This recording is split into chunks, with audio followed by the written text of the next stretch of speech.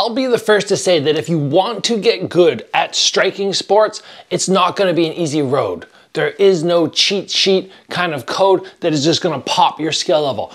But there are a few things in class that you can do outside the regular hard work that are gonna help your skill levels jump so you notice the difference in sparring very fast. It is the very last day to grab early bird pricing on my upcoming Strike Ready course Movement, where we focus on footwork, balance, and range. The deal, 40% off, expires tonight at 12 p.m. Pacific time, so be sure to jump on that sale before it disappears. We're gonna have 5 weeks in this course with 3 live calls and 25 plus videos. Now let's jump in to bumping those skills with just a few drills at the beginning or end of every class that realistically just take 2 or 3 minutes. If you take 2 or 3 minutes at the beginning of end of class and you do these, you're gonna notice a big difference. The first one that not enough people are doing is conditioning the thighs. Why is this so important? We cannot condition our head. So we have to prioritize our defense, the slipping, the parrying, the blocking. And if you make a mistake, man, there are bad repercussions. You can protect your body pretty well, but a super crazy hard shot, it's hard for many people to absorb it and not get hurt. The legs, however, you guys have seen me on the channel. I've had Shane Faison, Jeff Chan, these guys who are right around my weight, who know how to throw great techniques and have them just chop. Like, go ahead, kick my leg as hard as you can. And having that security that, look at, if I'm in a fight and somebody blasts me full power, maybe I'm at the end of a punch combo, I'm defending, boom, boom, boom, I can't get the checkup, and I just take it, knowing that it's not gonna hurt me, it's not gonna buckle me, I'm not gonna show damage, that is massive. And same thing in sparring at your gym. If you get somebody who's heavy on the low kicks and they're landing 10, 15 kicks in a round, and you're just like, and you just don't care, man, it makes things so much easier. So 2 or 3 minutes, could even be less. At the end of class, you have somebody come up, they just chop your legs, or they chop your leg, you chop theirs, and you just go back and forth and you start conditioning. You should never leave the gym going, oh, okay, that conditioning really hurt. No, it's just touching, touching, touching, to the point where you go, okay, that one hurt, but I can walk out fine.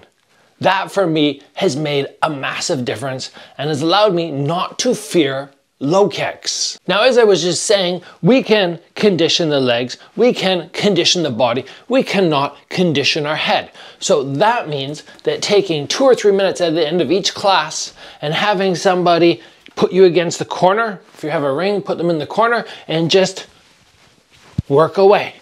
And what you want to do is be working just on your defense, putting that shell up, blocking 5 or 6 punches, going to some head movement, not worrying about moving your feet, but building massive confidence in the pocket solely on defense. And when you can do that, when there's no blinking, you all of a sudden are able to start finding great counters. You're able to stay super confident and not be gun shy every time somebody else throws a shot. Taking moments either at the beginning or the end to just do fast defense, without all the tricks, without the footwork, without all the other stuff, and just standing your ground. Oh man, that was a game changer for me. But inevitably, you are going to get hit at some point. You are going to end up in this position where neck strength really matters. So just at the end of class or at the beginning, just doing something like, okay, I'm going to do 50 of these, 50 side to side, 50 ear to shoulders. Just doing that at the beginning or end of each class is going to build that neck strength. And that actually serves a purpose in multiple ways. Number one, when you end up in the clinch, you're going to have a strong neck. So it's hard for people to just buckle you down. But when you start to get hit and you're going, uh-oh, I'm about to take a shot, instead of having your head snap way back, you have those muscles that can help support the head. That is great. Very important thing to do. And you can, of course, do the front of your neck. You can also flip over the other way and do the reverse where you're getting the back of the neck. But neck conditioning is so very important. Now, when you get so tired in sparring that you cannot punch anymore, it's a problem. It's a big problem. And I've seen many people who start to go, okay, my hands are dropping because they're getting too heavy. Or you see them start to fall down on the volume of punches. They go from the beginning, they're snapping, they're throwing shots. By the end, it's kind of, oh boy, oh boy. And that shoulder conditioning is massive. Absolutely essential. And you can, again, bang off crazy shoulder conditioning in such a short period of time. Give yourself 1 minute, 30 seconds. You don't even need a minute.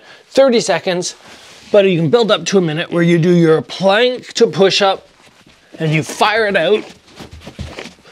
And the class, it finishes, you jump down, you do that for 1 minute, you're gonna feel your heart just flying, you're gonna feel those shoulders getting mad conditioning, and then getting into sparring and throwing shots when you're a little bit heavy through the shoulders, it's gonna be so much easier. And the last thing that I wanna talk about today, which is gonna make a massive difference in your skill level, but not directly, is stretching. So many people, they show up to class, they run in, they talk, okay, we're skipping.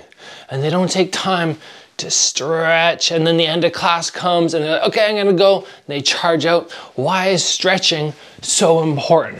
If not for just the ability to be able to keep those muscles much looser, it's injury prevention. And if you are wanting to increase your skills, but let's say once a month, you miss a week of training because of an injury, your skill level is not going to be increasing. It's going to have times when it plateaus, if not even drops. So taking 3-4 minutes at the beginning of class, at the end of class, to stretch out is going to help so much in not having injuries and therefore missing training, which hurts your overall skill level. And for myself in general, I'll do at the beginning just more of a light stretch, just something like, okay, just, you know, stretch it out like this, roll, roll, just this kind of stuff, just a little bit more dynamic, just getting everything loosened up. Then when we get to the end, I'm gonna start doing something like, okay, now I'm getting deep and I'm holding it. I'm gonna take 30 seconds in this position, and then I'm gonna transition maybe to a split. I'm gonna hold that for 30 seconds. So I go for a little bit faster, more dynamic stretching early on, and then the static at the end. And when I stay on top of my stretching, I swear, the injuries just drop right down. So there are 5 things which only take a matter of minutes for each that you can do that I truly believe will increase your skill set so fast. If not directly, then indirectly. And you, of course, it's not like you can just go, okay, I'm gonna do each of these things throughout the week and I don't have to train hard. No, absolutely, you still have to train hard, you still have to learn the techniques, you still have to go and hit the pads and push the cardio, build the strength, you have to get better at the defense, all that kind of stuff you still have to do, but adding these on, even though it's a small amount of time compared to how long you're gonna be training regularly, these small things can make a massive difference. I think you will be pleased with the results if you're consistent for a month or 2. And then it'll just become part of your general routine. And everybody remember, this is your last day to grab that early bird pricing on Strike Ready movement, August 18th. I look forward to seeing you there.